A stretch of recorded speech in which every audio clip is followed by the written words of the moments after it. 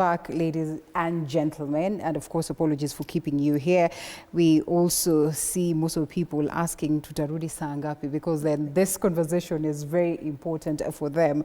Once again, Martin Ndati and Nyokafi and Willis Otieno for the conversation tonight. Before we took that break, the question was on counting. We have the Constitution here. We probably want to get into that in-depth aspect of mathematics, but of course time would not allow for us to do this. First of all, what Kenyans are asking, are we talking about the presidential beat alone, or this goes all the way down to these other, tiers of course, we talk about members of parliament, definitely members of county assemblies, of course, women representatives, and not forgetting senators, and now we have the presidency and all that. Quickly to that, before we get to understand whether there's a possibility that the adjustments can be made at this point. Wakili. Article 101 of the Constitution talks about all elections.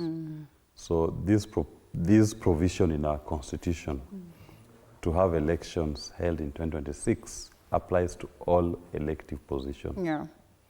And it is important that Kenyans start demanding for what is in their Constitution.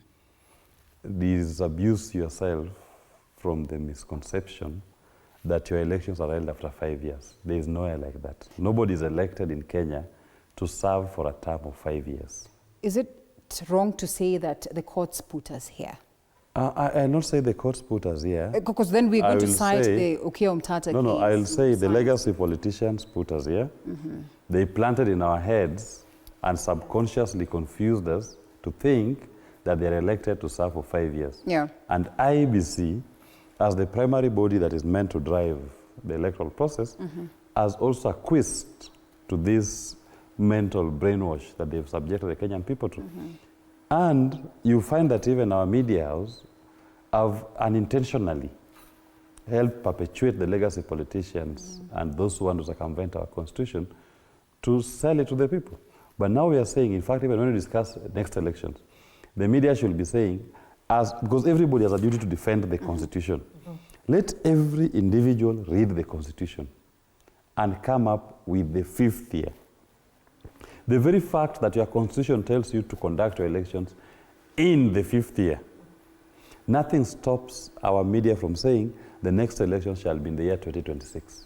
I'll be coming back to that, and in defense of the media now that I am. I'm not attacking. I'm inviting you. We are inviting you. I am inviting you to the table, that when we discuss elections, just say, because you've done your own, because you have a legal department here, you are Kenyans, you understand the Constitution. You can interpret it for yourselves. Okay. That you can say, based on our own reading of the Constitution and our own calculations, the general elections is in the year 2026. So you start saying elections 2026. Okay.